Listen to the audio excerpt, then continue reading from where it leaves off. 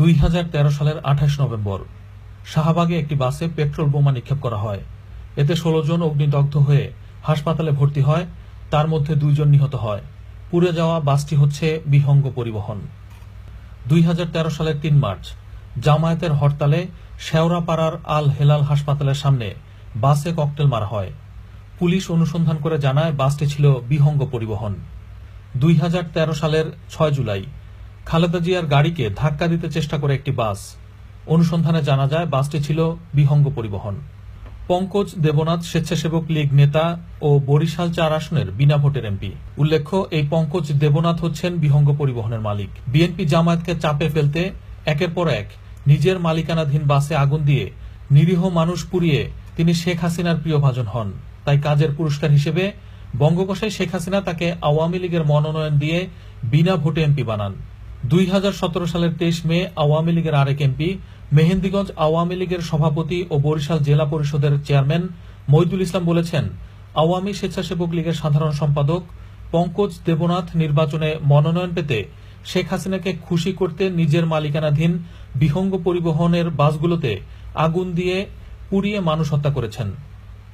বিশিষ্ট সাংবাদিক নুরুল কবিরও প্রশ্ন তুলেছেন, বারে বারে শুধু বিহঙ্গ পরিবহনের বাসেই কেন আগুন লাগে? 6 জুলাই খালেদা জিয়ার গাড়ির মধ্যে একটা বাসটাকে আটকে দেওয়া হলো। সেই বাসের কোম্পানির নাম কি? পত্রপত্রিকার বিহঙ্গ। আবার সর্বশেষ যে বাসের মধ্যে কোন বাসটা ছিল? বিহঙ্গ। আবারও বিহঙ্গ। মাঝখানে আবার ওই একটা বাসের থেকে মিছিলের মধ্যে হরতালের সময় বোমা মারা হলো, সেই বাসটাকে পত্রপত্রিকা করেছে বিহঙ্গ। এই যে প্রশ্ন উঠেছে, বিহঙ্গের মালিককে? আওয়ামী স্বেচ্ছাসেবক লীগের প্রেসিডেন্ট। এই কথাটা সমাজে উঠেছে। বিআরটিসি সরকার চালায়, এটা বিএনপি চালায় না বা বিরোধীরা চালায় না। বিআরটিসি ঢাকা নরসিংদী রুটের বাস কি করে আজিমপুরে আগুন লাগলো হরতালের সময়? 3টা সুনির্দিষ্ট ঘটনার মধ্যে বিহঙ্গ কোম্পানির বাস এবং যেই কোম্পানির সভাপতি হচ্ছে, চেয়ারম্যান হচ্ছে আওয়ামী স্বেচ্ছাসেবক লীগের প্রেসিডেন্ট, সেই ঘটনার মধ্যে এটা ঘটছে কেন? আওয়ামী লীগ জবাব না দেওয়া পর্যন্ত আমি মনে করছি নাগরিক হিসেবে, অর্থাৎ সরকার তার ক্ষমতায় জোর করে টিকে থাকবার জন্য তার রাজনৈতিক প্রতিপক্ষকে শুধু দমন করা নয়, সমস্ত ধরনের অপবাদ দেবার একটা সূক্ষ্ম প্রকল্পের মধ্যে আছে কিনা এইটা অপ্রমাণ করার দায়িত্ব সরকারের। আওয়ামী লীগ বিরোধী দলে থাকতেও বাসে আগুন দিয়ে পুড়িয়ে মানুষ হত্যা করেছে। 2004 সালের 4 জুন রাজধানী ঢাকার হোটেল শেরাটন, বর্তমানে রূপসী বাংলা হোটেলের সামনে গান পাউডার দিয়ে বাসে আগুন ধরিয়ে দেওয়া হয়। এতে 11 জন পুড়ে মারা যায়। মঈন ফখরুদ্দিনের অনিয়মতান্ত্রিক সরকারের সময় জয়েন্ট ইন্টারোগেশন সেলে আওয়ামী লীগের প্রেসিডিয়াম সদস্য শেখ সেলিম বলেন, এই ঘটনার সাথে সরাসরি তৎকালীন যুবলীগ সভাপতি জাহাঙ্গীর কবির নানক এবং সাধারণ সম্পাদক মির্জা আজম এবং বর্তমান ঢাকা দক্ষিণের মেয়র সাইদ খোকন জড়িত। এই ঘটনাটা আপনি তো ভালো করে জানেন যে এবং শুনেছেন, কারা এই কার্যক্রমের সাথে জড়িত? আমি বাসায় ছিলাম, তখন ওই যে আপনার যুবলীগ অফিস থেকে লোকটাকে বললো যে এরকম ভাবে যুবলীগ অফিসে বসে